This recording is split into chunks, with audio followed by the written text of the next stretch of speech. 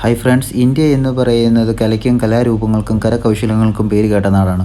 ഇന്ത്യയിൽ ഒരുപാട് സംസ്ഥാനങ്ങളുണ്ട്. ഈ കരകൗശലങ്ങളെല്ലാം പല പല സംസ്ഥാനങ്ങളിലാണ്. അവയെല്ലാം എത്തിപ്പറ്റുക എന്ന് പറയുന്നത് ഇമ്പോസിബിളാണ്. അവയെല്ലാം ഒരുമിച്ച് ഒരു കുടക്കീഴിൽ കൊണ്ടെത്തിക്കുന്ന ഒരു സ്ഥലത്താണ് ഞാനിപ്പോൾ നിൽക്കുന്നത്. അതാണ് നമ്മുടെ ക്രാഫ്റ്റ് മ്യൂസിയം. നമ്മുടെ ഈ ക്രാഫ്റ്റ് മ്യൂസിയം ഹസ്തകല അക്കാദമി എന്നുകൂടി അറിയപ്പെടുന്നുണ്ട്.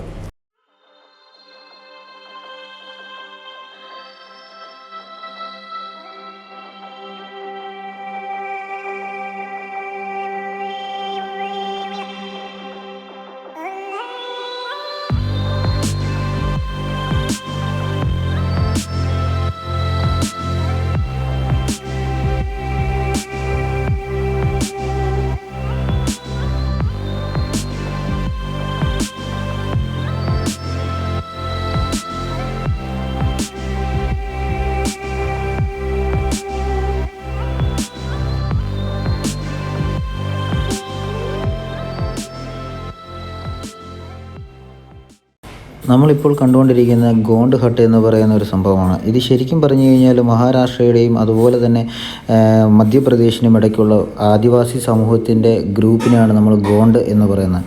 അവരുടെ കുടിലിൻ്റെ ഒരു മാതൃകയാണ് നമ്മളിപ്പോൾ കണ്ടുകൊണ്ടിരിക്കുന്നത്.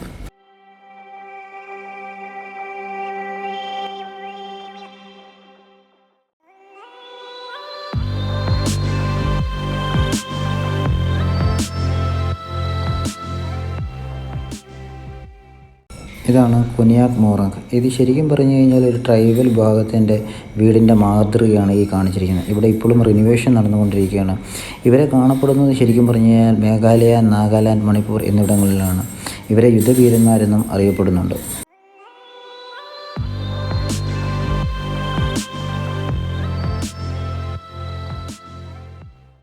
ഈ കാണുന്നത് ഒഡീഷ കോട്ടിയാടാണ്. ഇത് ശരിക്കും പറഞ്ഞു കഴിഞ്ഞാൽ പുരാതന ഒഡീസക്കാരുടെ ഒരു വീടിൻ്റെ മാതൃകയാണ് ഈ കാണിച്ചിരിക്കുന്നത്.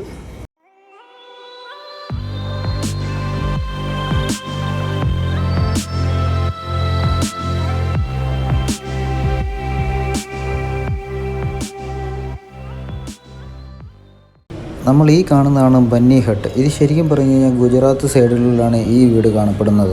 ഇതിൻ്റെ പ്രത്യേകത എന്ന് പറഞ്ഞു കഴിഞ്ഞാൽ ഇത് മഡ് കൊണ്ടാണ് ഉണ്ടാക്കിയിരിക്കുന്നത്. മഡും അതുപോലെ തന്നെ നമ്മുടെ വൈക്കോലും വെച്ചാണ് ഇത് ഉണ്ടാക്കിയിരിക്കുന്നത്.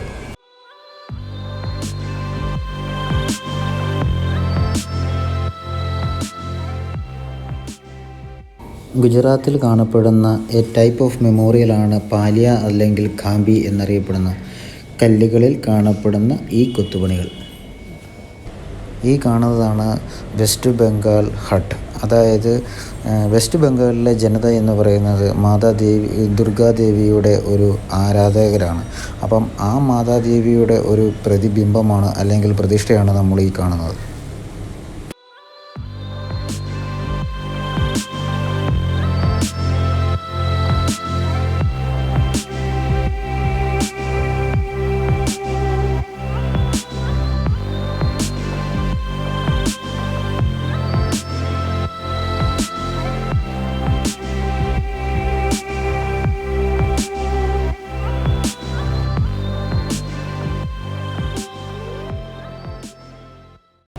ഇതാണ് കുളു ഹട്ട്.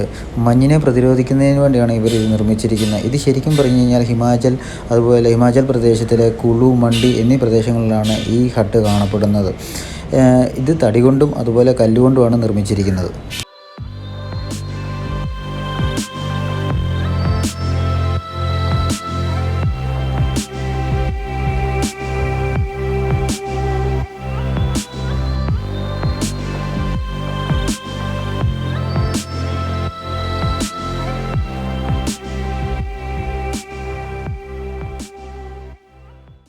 ഈ കാണുന്നതിനെയാണ് ഹവേലി എന്ന് പറയുന്നത്. രാജസ്ഥാനിലെ പഴയകാല വീടുകളുടെ എൻട്രൻസ് ആണിത്. ഇതിൽ ഒരുപാട് ചിത്രപ്പണികളും കൊത്തുപണികളും അതുപോലെ നല്ല രസകരമായിട്ടുള്ള മറ്റു പണികളും ഇതിൽ ചെയ്തു വെച്ചിട്ടുണ്ട്. ഇത് കല്ലുകൾ കൊണ്ടും അതുപോലെ തന്നെ മരങ്ങൾ കൊണ്ടുമാണ് ഇത് നിർമ്മിച്ചിരിക്കുന്നത്.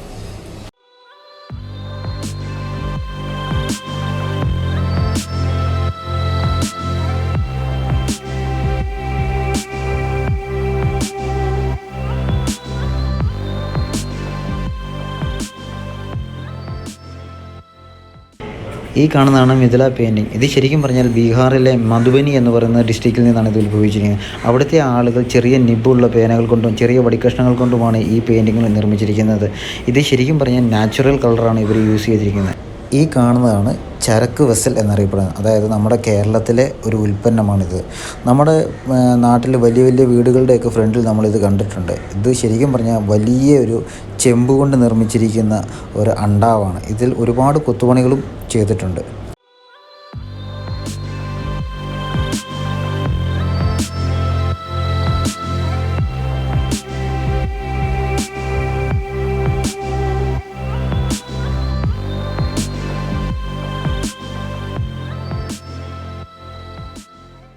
ഇതാണ് ഗുജറാത്തിലെ പിത്തോറ പെയിൻറ്റിങ് എന്ന് പറയുന്ന സാധനം. ഇത് ശരിക്കും പറഞ്ഞു കഴിഞ്ഞാൽ ഗുജറാത്തിലും അതുപോലെ മധ്യപ്രദേശുകളിലുമാണ് ഇത് കാണപ്പെടുന്നത്. ഇത് വീടുകളുടെ ഉമ്മറങ്ങളിൽ അല്ലെങ്കിൽ വീടുകളുടെ ഫ്രണ്ട് ഭാഗത്ത് ചുവരുകളിൽ അവർ വരച്ചു വെച്ചിരിക്കുന്നതാണ് ഈ പെയിൻറ്റുകൾ. ഇതിനൊരു വേറൊരു പ്രത്യേകതയും കൂടെ ഉള്ളത് എന്താണെന്ന് വെച്ച് കഴിഞ്ഞാൽ ഇതൊരു വിശ്വാസമാണ് അവരുടെ. അതായത് വീടുകളിൽ പുതിയ ഭാഗ്യങ്ങൾ വന്നു കയറുക, അല്ലെങ്കിൽ നമ്മുടെ വീട്ടിലെ കന്നുകാലികൾക്കൊക്കെ കണ്ണ് കിട്ടാതിരിക്കുക, അവ മരിച്ചു പോകാതിരിക്കുക, അതിനൊക്കെ വേണ്ടി അവരുടെ വിശ്വാസപ്രകാരം അവർ വീടുകളുടെ ഫ്രണ്ടുകളിൽ വരച്ചു വെച്ചിരിക്കുന്നതാണിത്.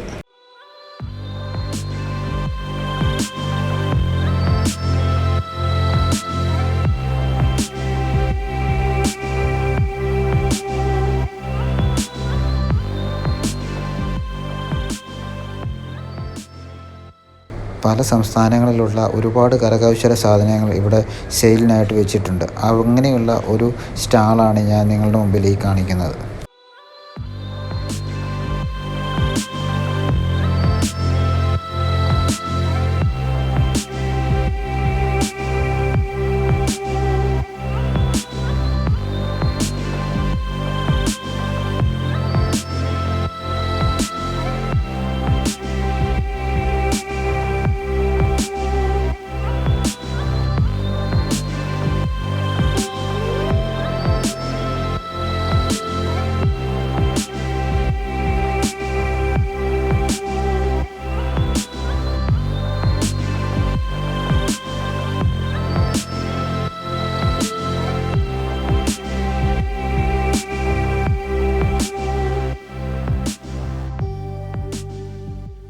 जयराम झारा।